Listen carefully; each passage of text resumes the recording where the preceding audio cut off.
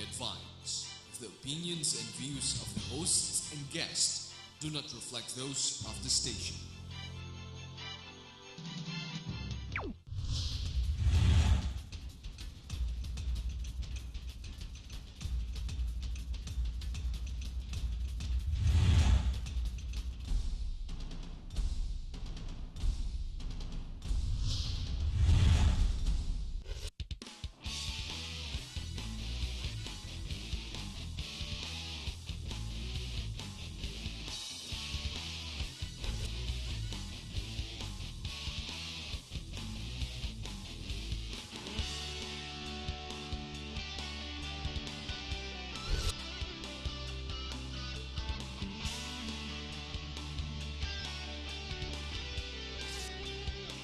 You are what you watch. Hello, my name's Harry Tumbuatco. Welcome to our program. Okay, let's see. In the last 3 years, we're not talking about 2-3 months before this election. You know? Our topic tonight is all about the Comelec. The topic title, as you will read in a short while, will say, The Smartmatic Comelec, a conspiracy with a question mark. So obviously, I'm promoting the issue that baka naman itong dalawa nito may kaguluhan. You know? In the last 3 years, let me give you a brief background. Since the 2010 elections, there have been many questions about the integrity of Smartmatic and the PCOS machine. Of course, the Comelec is always being questioned, very much like any and all government agencies and institutions. But let's look at this relationship between the Comelec and Smartmatic. It is not like it's only been a month, 2 months, 3 months, wherein the many watchdog groups and many columnists and many advocates have come out saying, teka ba, may problema ata ang Smartmatic. Alam niyo naman, narinig niyo na yan, yung RF cards, ang tawag dyan, yung lisensya niyan sa kung paano umaandar ang software niyan. Kasi ang may-ari niyan, Dominion, binenta sa Smartmatic. Nag-away yung dalawa. Nabasa nyo naman yan. Sa Amerika yan. Lumabas yan 2012 sa eleksyon. Ang tawag dyan, the source codes. Meron kaya yan. How do all of this relate? And the problem is, bakit kaya ang daming bumabatikos at nagtatanong, ano ito nangyayari sa Comelec? Tsaka ano naman itong binili natin na 1.9 billion and only 3 years ago, inupa natin ng, magkano yun? 6.8, 6.7 billion. Ito na naman tayo, eleksyon na naman. Ladies and gentlemen, we have a lot of priorities. We have a lot of questions about what reforms we have to do in this country. Personally, well, I'm running for Congress, and I'm going to keep saying this, whether I'm defying the law or whatnot. One of my advocacies I'd like to promote is judicial reform. First and foremost, I believe that without retribution, there is no such thing as redemption. Ang tawag dyan, yung batas po. Ano? Now, dito sa Comelec ngayon ito, sino kaya nagiging oversight, nagbabantay sa taong bayan o sa mga kandidato na nananalo o natatalo? Ang problema nga, binabatikos na, kuni-question na, at naiinis lang ako, miski ako napasali na tuloy ako sa advokasya nito, hindi kasi tumatakbo ko, pero naiisip ko, no, pag nakikita ako isang government employee, ang tawag ko po dyan, empleyado natin. Kasi tama nga naman sabi ni Presidente, tayo ang boss nila. These people who are appointed into specific positions, in this case, the independent Comelec, ang lakas naman ng loob nito. Naninigaw ng mga ibang tao na may personal pagdating sa mga pagbabatikos at mga nagiging critical sa kanila. Just 2 weeks ago, I saw Brillantes. What a terrific name, isn't it? Brilliant. After all, I'm joining his fray and doing exactly what he's doing. How dare he get mad at people who question him repeatedly? Di ba po tayo, bibigyan natin mandato mga senator, mga congressman, mga mayor, etc., etc. Pag tayo po, ang tao, ay nagtatanong, dapat naman sila na binigyan natin ng poder at binabayaran natin. Kinukurakot na nga pera pa natin eh. Ano nangyayari? Sila pa magagalit, tapos sila pa yung mayabang sa mga magandang kotse, nagbabodyguard. Bakit? Para lumayo sa atin? Para may karga na alcohol, para pag nakipag-shake hands sa atin, pupunasan nila sarili nila to sanitize themselves from us. Pare-pareho lang po yan eh. Ang kinaiinisan ko, when we ask the difficult questions and we demand to address issues and answers, proper answers, how dare these people get mad? They have no right.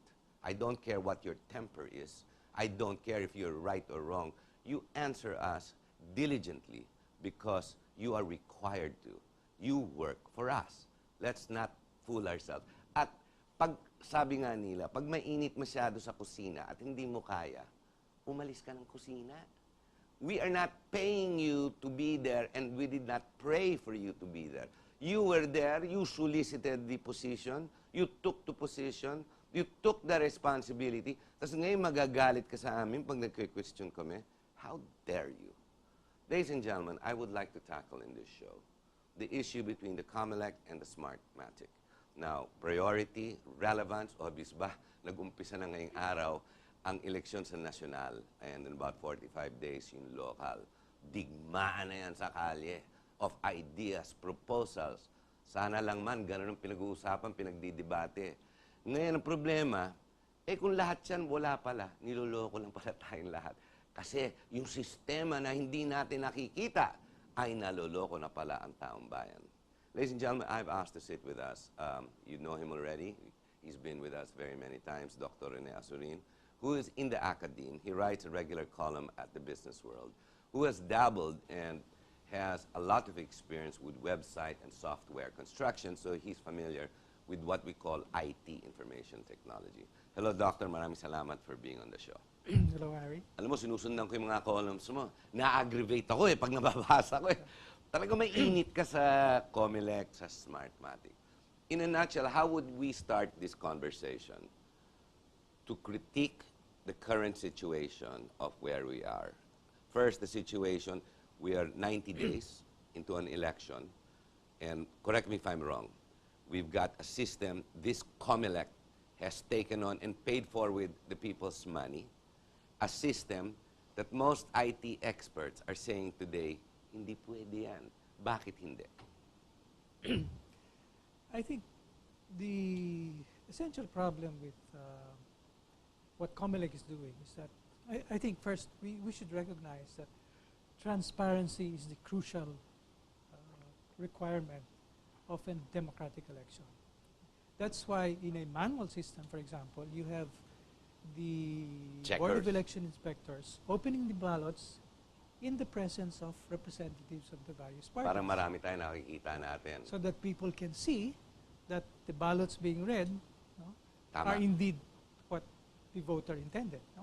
And this is why when you tally it, the Board of Election Inspectors fix their thumb marks, sign it, this is okay. So in a manual system, you have what is called a trusted document. The ballot, there are two, the ballot and the election canvas sheet. Okay? Yes. Which are. Now, in the automated system, these two trusted documents don't exist. Okay? In other words, it's as if the Board of Election Inspectors took the ballots from the ballot box, went into a closed room, and then came out and said, oh, ito yung results. Ito yung lumabas. Walang nakakita. That is exactly what happens in an automated system like this. The machine counts. You and I do not know what the machine counted. This is why the process of implementing an automated system is very important. And it seems to me that Comelec is taking all the steps to make it more untransparent, more opaque, so that we don't know. For example, in order to be able to know what this machine is doing, we need to see what the instructions to the machine were, what you call the source code. What did the programmer write? Ano ba yung source code, Doc Rene? Yan, I mean, how would you describe the source code? Yun ang instructions to the machine. For example, ito, pag nakita mo ito, add one vote to this. In simplified terms, in layman terms, this is the path. Ito yung takbo ng machine. ito yung instruction sa makina. Instructor, makina, okay. Ito yung Sinasabihin utak yung ng makina, makina. ganito. O, sige. Ganito ang gagawin mo. Pag nakita mo itong ito, nakita mo itong balota, dagdagan mo ng isa dito. Ayun. Pag ito, dagdagan mo ng dito. Yan. Okay. So it's a set of instructions. Instruction, okay. So those instructions are crucial. We need to know, this is why in the pole automation law, It says there. It says there that this source code has to be seen, it has to be evaluated, it has to be certified, and it has to be made available to all political parties so that you can see whether meron bang instruction dyan na tagilid. For example, on every fifth vote, add it to this fellow regardless of what that vote, what the ballot says. So you want to assure yourself that the source code is Correct. correct, no? That there's no hanky-panky, no? So, yun, that's one, no? But Second, if I may, as we go Yes. along, comments, ha? Sabi ng Comelec, they employed this Florida group, Denver group, SLI Global, and being a third independent party, this is what they do. They certify. They have certified that the source codes exist. That's what they said. In fact, I went to what they call the trusted build, that builds up the system to accept the source codes and all of this, the system of how it's going to work. And well, I found it a little dubious because the first exercise failed right in front of me. And it took them 5 hours before it actually ended up working madalian na. But, di ba sinertify ng SLI? Hindi sinertify. Akala ko nabasa ko na certified na nila. in the 2010 elections, okay, No, for this no, 2013. there's no certification that has been issued. Wala pa rin. Well, one of the reasons is because there is this Fight between Dominion. this dispute between Dominion, the real owner of the software, and Smartmatic, who is merely licensing the software. How can Smartmatic, to begin with, sell us a system na wala palang software? Para kang bumili ng computer na walang working operating system. Yeah. Parang ganun binili natin. Yeah, good question. Exactly. Alam mo, sige, let's go on. Kasi parang nagagago ngayon ako sa Comelec. I mean, do these people know what they're doing? But let's continue. Okay. Actually, ginagago tayo. Oo, parang ganun. Wag muna ako magagalit. Let's go on. So, we are at the source codes. Yeah. Ang requirement natin, sinasabi mo, transparency, pakita mo naman sa taong bayan or to those advocates and IT experts and yung mga political parties na who wish to dabble or go into the contest para, equal ang labanan natin, ha? Itong direksyon. Ang problema, walang source codes. So, Hindi number one. pinapakita. Wait, meron ba o wala? Sabi nila meron silang kopya. Sabi ng Comelec, meron. Sabi ng Smartmatic. Sabi Sabi ng Comelec, Smartmatic. meron. Kung meron man sila, ba't naman ayaw nila pakita kung meron man? Yun ang tinatanong namin. Sige. So, bagsak na sila. Walang source codes. Nagsisinungaling ang Smartmatic, nagsisinungaling ang Comelec kasi walang ebidensya, walang mapakita. Okay. So hindi natin malalaman Hindi natin. kung Pero- anong source code ang gagamitin sa May 2013. Pwede bang ilagay ang iba na hindi galing sa Dominion na source code? Pwede. Pero Ibig sabihin, ipakita pwede- nila kung ano. Whatever it is, you don't mind, basta pakita nila what we're Oo. going to use. Because the machine to Did run... we see one in 2010? No. We And went in through fact- that. In fact, to begin with, the reason that they did not show anything, it was supposed to be in escrow in the central bank. Yes, I read that, yeah. Reason they did not show it, because they imposed so many conditions that it was ridiculous to actually See it. see it, no? But it turns out, in the countersuit of Smartmatic against Dominion, they admit that Dominion did not put in escrow the source code. So there was really nothing. Or we don't know what... But What what they- if Smartmatic will say, hindi naman namin binili sa Dominion niya, kinuha namin sa iba. Pwede ba yon? Pwede yun, but that's not what they're saying. They're admitting that It they're was using Dominion. Dominion's software. Okay, ang problema, nag-away sila. Oh. So it complicates the issue. Okay. And Smartmatic itself doesn't have Tell us about the CF cards before we go into the PCOS machine. So, wala nang instruction yung makina for automation. Di alam ng makina kung anong gagawin eh.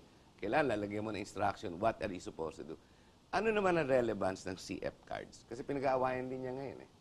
In the terms of reference of the Smartmatic Comelec contract, it is specified that the CF cards must be a worm device. So what is a worm? Write once, read many. W-O-R-M. Write Okay, once, read read many. many. There is a reason for that. The reason for that is so that once you've written on the CF cards, you've installed the program, how it will appreciate the ballots, for example, no? You cannot change it. No? What did Comelec go and buy? It bought rewritable cards. That means... Yung mga CF cards natin, rewritable? Yeah. So, which is contra specification. This specification was precisely to be a worm device. Write once. That Read means you many. cannot rewrite. No? Now, that means the CF cards in the machines, somebody can go in there and put a Sulat different... iba. Yeah, because you can write on it. Parang rewritable. Yeah. Di ba dinala na nila ito sa Supreme Court? And many of the advocates in the last 3 years, this gone through the Supreme Court. It went up the judicial ladder and came down, and it was proven. The Comelec was proven to be in the correct. And, you know, I remember it was the Computer Society that was proven. Natalo sila sa kaso, in other words. Well, that's not used. The Supreme Court ruled in favor of Comelec. Comelec, Doesn't mean they were correct. The Supreme Ikaw Court naman- was wrong. But this is already the Supreme Court. Yeah, eh. but these are We lawyers. have to adhere to law. But They're the absolute law. It still doesn't matter. but this is a technical issue. See, and it is in the specification. I don't know what was the logic of the reasoning. The, the specification said worm. Write once. You're using a write many device. I am familiar with rewritable. Yeah. A writable, meaning pwede mong i-over, gusto mong palitan, pwede. Another issue, Harry, no, which is even more crucial. Personal digital signatures. The law, RA 9369, says the returns of a automated election must be digitally signed for it to be official. In the 2010 election, there were no returns that were digitally signed by the authorized people, the Board of Election But wasn't Inspectors. it Enrile who ruled on that on the Senate electoral reform, which we're doing on a bicameral basis in the House of the Batasan, di ba? I remember those 21, 27 days that they were doing that every night. Did they not rule these congressmen and senators, these legislators, and say, hindi, tama ito, hindi na kailangan yung digital signatures? Mali sila eh. It Because is the law- specified in the law. okay. Now, what was the argument? Smartmatic says that yung makina may digital signature yan. There is no such animal. Okay? A digital signature is your signature or my signature, Yes, unique yes. to us. Unique to us. Okay? And this is To based... guarantee that's really the report. Yes. It means that the Board of Election Inspector, the authorized in a Siya yung may precinct, digital signature. was the one who sent that election return, because it's based on a private key and a public key. We'll not yeah, go yeah. into that, but Yeah, it's based on cryptography, no? Yeah. The encryption and the decryption.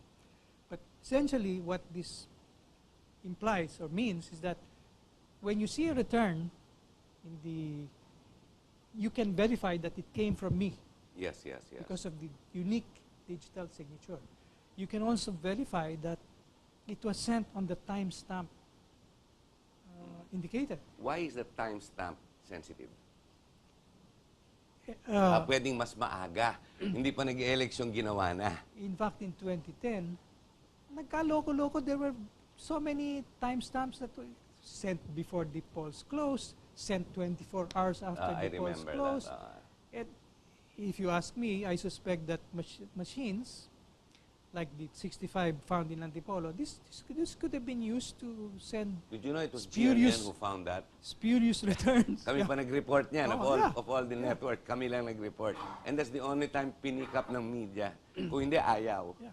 So without these digital signatures, you can get returns from anonymous machines, and you cannot validate where it came from, who sent it, But isn't it only whether the the Comelec return was altered. and Smartmatic that have these machines? You cannot duplicate these machines from just basic computers and say they're digitally signed or transferred into a polling or into a receiving device, adding up the automation of the votes. No, You need the PCOS machine as well, don't you? yes, but the law requires that the Board of Election Inspectors in the precinct, the one who in the manual election put his stamp mark, Siya yung nag-ooperate eh. okay, signed the thing. No? Ah, The law requires that something similar happens. In other words, it is that fellow in the precinct who is accountable for that return. I saw it, this is the return, this is what I'm sending. Okay? It cannot be anybody else, cannot be a Smartmatic So in technician. 2010, walang digital signature. No. In fact, the IT forensic experts who examined the machines said, walang digital signature. They asked the Smartmatic technicians, show us the digital signatures. Walang mapakita. That is in formal reports. So there's none. I read that too as well, I remember. But nakalusot sa Kongreso yun during the electoral, how do you say that, when they were investigating it. Yeah. In those 26, 27 days, ginagabi pa nga sila eh. Until finally they said, okay na, walang digital signature. So, against the law din pala yun. Yeah. That's an unofficial return. Because the law says, for a return to be official, it must be digitally signed. Okay, okay. In fact, in 2010, a lawyer raised this issue. No? But the Supreme Court ruled against it. So, Doesn't make sense. Rene, we're at the bottom of the hour. When we come back, let's go into 2013 and what exactly is facing us now and where all the critiques, all those advocacies and the NGOs that are trying to address this issue with Smartmatic and Comelec, find out where exactly we are because the countdown of 90 days to the election on May 13 has begun. Ladies and gentlemen, ang nagiging problema dito, ang rule of law. Wala na, no? Parang gano'n na nangyari. At kung paano man nakalusot sila sa 2010, ibig sabihin yan, dapat yan, kung talagang mali lahat ang lumabas na desisyon, malay mo, si Estrada pala nanalo. Malay mo, si Gibo nanalo, hindi si Noynoy, hindi ang laking kaguluhan. Tayo ba papayag na naloloko at maloloko muli? Ito ngayon ang mga sitwasyon na hinaharap ng Comelec. Ako, kiniinisan ko lang kung tumataas ang boses ni Brillantes o yung mga tao sa Smartmatic o dito sa Comelec. Alam nyo, walang hiya na kayo, hindi nyo pwede kami sigawan kasi kami ang nagbabayad ng sweldo nyo. Hindi kayong namili nito mga machine nito. Kayo lang nag-approve, nag-authorize niyan. Inubos nyo yung pera ng taong bayan para lokohin ng taong bayan. So it seems. Now, unless our guest here in the studio and myself are giving a lot of bullshit, then I will surrender to you, no? Parang ganon. Ang problema, lahat nitong tinatanong natin ay 2010 ay hindi nasunod, hindi pinakita. Ang nakakatuwa dito, ang nakakapagkataka-taka, umakyat na ito sa Supreme Court, bumaba na, at in decision, sinabi tama pa ang Comelec. Tayo ba naluto na at ginisa sa ating mantika? This is where we're at, and we have real issues, and we have to address these issues. Right when we come back, we'll delve closer and find out our true predicament, not perception, of where we're going to be in 90 days. We'll be right back.